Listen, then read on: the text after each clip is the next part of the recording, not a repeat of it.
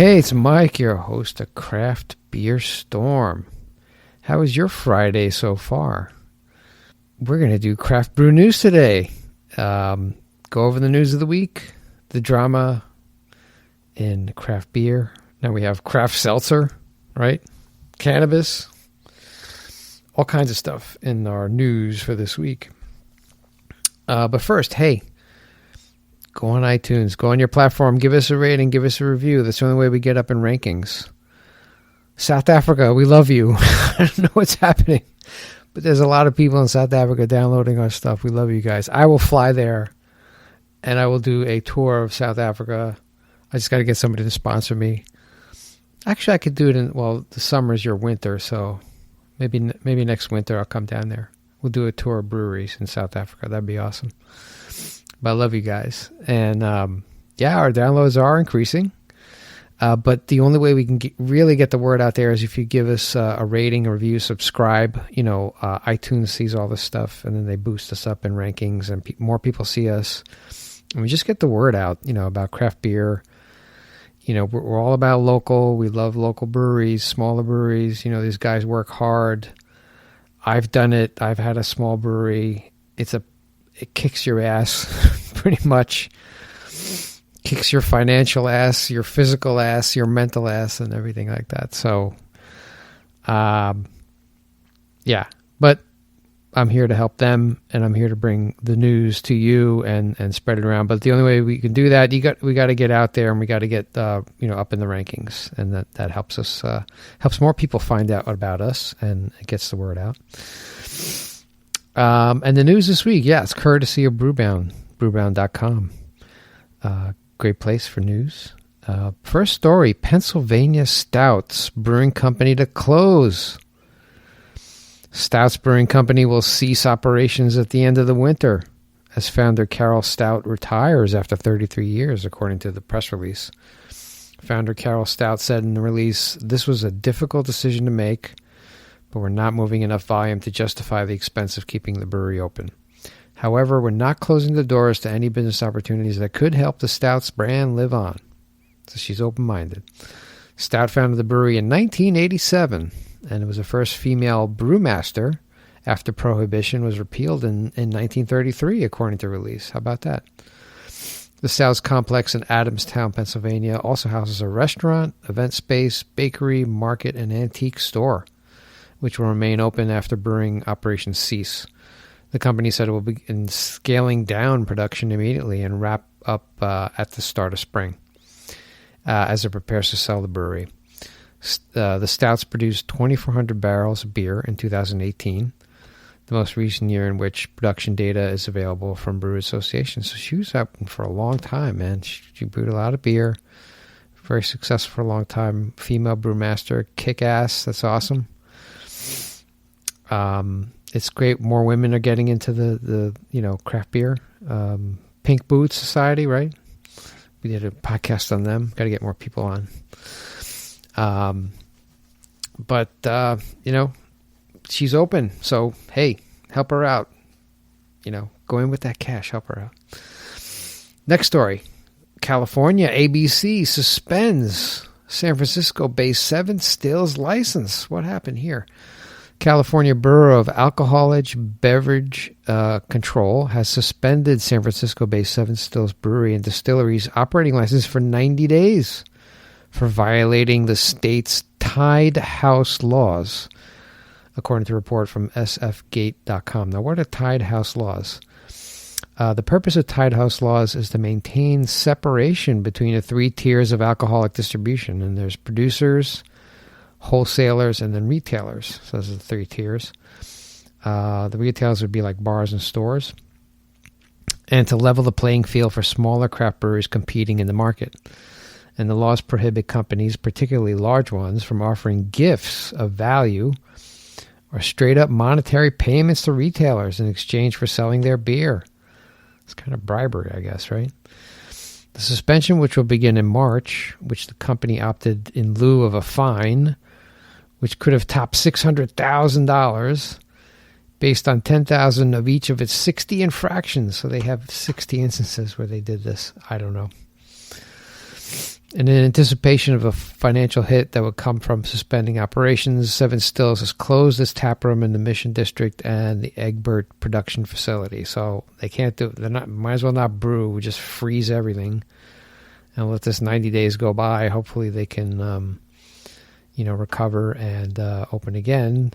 But the company's new tap room in the city's Mission Bay District will remain open during the suspension. But the brewing facility is not functional, and the company does not have the financing to finish it, according to SF Gate. So they're running out of money too. A lot of drama at Seven Stills, but hey, they're taking steps to weather the storm, and hopefully they come out of it, and move forward.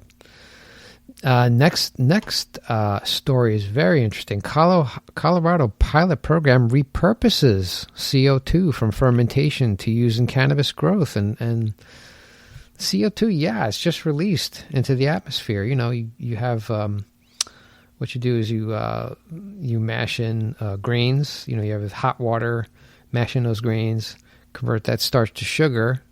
Take that liquid, boil it down, and then you put it in fermentation tanks, and then you throw in some yeast, and yeast interacts with the sugar and creates alcohol, and the other byproduct is CO2, which just kind of comes out. But this is very interesting what they're doing with the CO2. It's with the help of technology from Austin, Texas-based Earthly Labs, the Denver Beer Company, I visited them, is launching a program to share the excess carbon dioxide produced during fermentation with the clinic, a cannabis company, to stimulate marijuana plant growth. There you go. Exchange is part of carbon dioxide reuse pilot project, a pilot program announced by Governor Jared Polis last week and spearheaded by the Colorado Department of Public Health and Environment. Denver Beer Company estimates it can recapture 100,000 pounds of carbon dioxide annually, which would normally be released into the atmosphere from tanks through vents. Instead, the clinic can use the gas to grow plants in a shorter time and with better yields. The clinic has been purchasing carbon dioxide from power plants and trucking it across the state, according to the release. Brewers' uses for carbon dioxide run the gamut, from carbonation for packaging to cleaning out pipes for serving beer in their tap rooms. The gas costs anywhere from 26 cents to $2 a pound. If a brewery captures 100,000 pounds for reuse, it can save $24,000 to $200,000 annually on gas costs. So repurposing, right? This is a great idea, I think. And you're helping the production of these plants, which they can sell. Cannabis is becoming more and more mainstream. So, and why release this stuff into the atmosphere? It's bad. Hey, make those plants grow faster. So, last story, Super Bowl 54 ushers in first major beer occasion of 2020.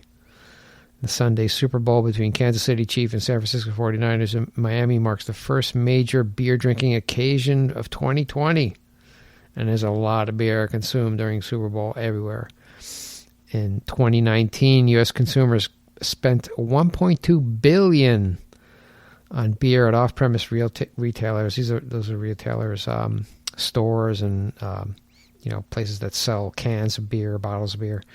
In the 2 weeks leading up to the game between the Los Angeles Rams and the New England Patriot, according to market research from Nielsen. That was in 2018. Super Bowl is unquestionably a beer-dominated occasion. Beer sales last year nearly doubled those of wine, which is $652 million, and spirits, which is $568 million in the same period. So Super Bowl is a big event. And I want to see what the numbers are for this year. So for last year, it was huge. During the 2 weeks leading up to the last year's game, hard seltzer dollar sales hit $21.9 million, an increase of 250% over the same period of 2018, according to Nielsen.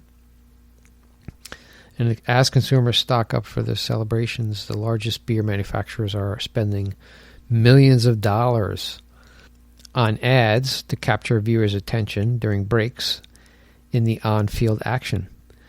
Those spots come at a premium, with Fox charging at least $5 million for 30 seconds of airtime, with some spots going for $5.6 million, according to the Wall Street Journal. For 30 seconds, $5 million, poof.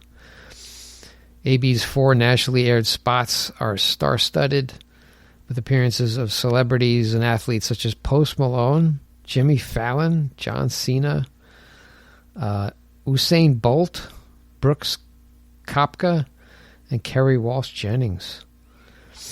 AB engaged consumers in the selection process for this year's Bud Light commercial, allowing drinkers to vote on social media for a Bud Light seltzer commercial featuring rapper Post Malone. Both take place inside the musician's mind as he encounters Bud Light seltzer for the first time. In one spot, Post Malone internal monologue argues on whether they buy a case of Bud Light beer or a case of the new seltzer. So the whole commercial is about him thinking, what should I buy? Should I buy a case of Bud Light beer or should I buy a case of Bud Light seltzer? And they must have paid him a crap load of money, right? Because he's crazy popular now. But that's the money they throw around, right? $5 million for 30 seconds. That's awesome. That's a good rate. I need to get my rate up that high. We'll see. But anyway, that's our Craft Brew News for today, for the week. I hope you have a great weekend. Go visit your local brewery. They work hard. Go out, support them. Drink some delicious local beer, fresh beer for you. And we will talk to you on Monday with another interview. Great interview with some movers and shakers in the industry. We'll talk to you then. Take care.